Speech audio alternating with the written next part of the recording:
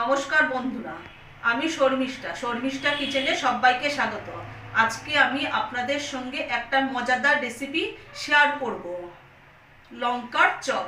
চলুন দেখে নিই কীভাবে বানাই। আমি এরকম মোটা মোটা লঙ্কা কিনে নিয়ে এসেছি।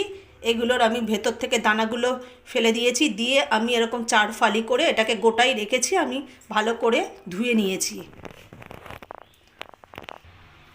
এখানে আমি একটা পাত্র নিয়ে নিয়েছি। পাত্রর মধ্যে আমি 1 চামচ ময়দা নিয়েছি। আমি এখানে আরও 3 চামচ ময়দা দেবো। একটা ব্যাটার তৈরি করে নিতে হবে ওই লঙ্কার চপের জন্য। এখানে আমি 1 চামচ ময়দা দিয়েছি, আরও 3 চামচ দিয়ে দেবো।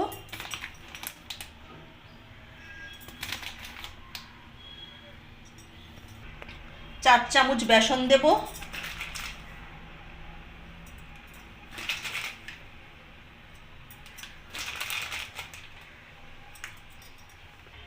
অল্প একটু ভাজা জোয়ান দেবো। জোয়ান দিলে যে কোনো চপ খেতে খুব ভালো লাগে, খুব টেস্ট হয়। আর 1/2 চামচ ভাজা মশলা আমি দিয়ে দিলাম। আমি যে ভাজা মশলাটা দিয়েছি সেটা আমি বাড়িতেই তৈরি করে নিয়েছি। এখানে 1/2 চামচ ধনে গুঁড়ো দিয়ে দিলাম, 1 চামচ গোলমরিচ গুঁড়ো, 1/2 চামচ জিরে গুঁড়ো, 1/2 চামচ হলুদ গুঁড়ো, আর 1/2 চামচের থেকেও কম একটু কালো জিরে দিয়ে দিলাম। সব শেষে আমি নুন দিয়ে দেবো পরিমাণ মতো। এবার আমি মশলাগুলো সমস্ত মেখে নেব একসাথে। অল্প অল্প জল দিয়ে একটা ব্যাটার তৈরি করে নেব। একবারে বেশি জল দেব না, অল্প অল্প করে জল দিয়ে আমি তৈরি করব ব্যাটারটা। ব্যাটারটা একদম পাতলা হবে না, একদম ঘন হবে। আমি এখানে আরও 2 চামচ ময়দা আর 2 চামচ বেসন অ্যাড করেছিলাম। এখানে এরকম ঠিক এরকম হবে ব্যাটারটা। বেশি পাতলাও করবেন না, বেশি ঘনও করবেন না। আমি গ্যাসটা ধরিয়ে দিলাম, কড়াইটা আমি বসিয়ে দিয়েছি। আমি কড়াইয়ের মধ্যে সাদা তেল দিয়ে দিয়েছি। তেলটা গরম হয়ে গেছে। এবার আমি লঙ্কাগুলোকে ব্যাটারের মধ্যে ভালো করে লাগিয়ে নিয়ে আমি চুবিয়ে নেবো। এর মধ্যে ভালো করে ব্যাটারটা লাগিয়ে নেবো, নিয়ে আমি তেলের মধ্যে ছেড়ে দেবো এক এক করে। আমার ব্যাটার লাগানো হয়ে গেছে। এবার ছেড়ে দেবো কড়াইতে। তাও মধ্যেও ব্যাটার লাগিয়ে নিচ্ছে এভাবে, একটু মাঝখানটা ফাঁকা করে ওর ভেতরটার মধ্যেও ব্যাটারগুলো লাগিয়ে দিচ্ছি ভালো করে, তাহলে খেতে খুব ভালো লাগবে। আমি আর একটা কড়াইতে দিয়ে দিলাম।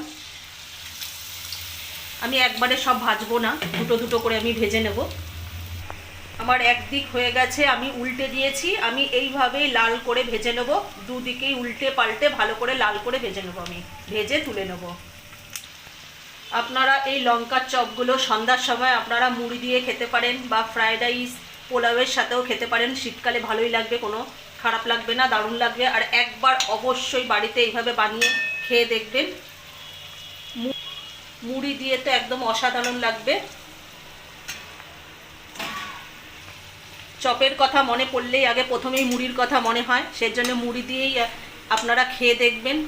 আর রাইস এবং পোলাওয়ের সাথেও ভালো লাগবে, কিন্তু মুড়ির সাথে বেশি ভালো লাগবে শীতকালের সন্ধ্যায়। চা এবং কফির সাথেও আপনারা খেতে পারেন। একবার অবশ্যই এভাবে বানিয়ে খেয়ে দেখবেন। আমার দুটো হয়ে গেছে লঙ্কার চপ, আমি এখানে তুলে নিলাম।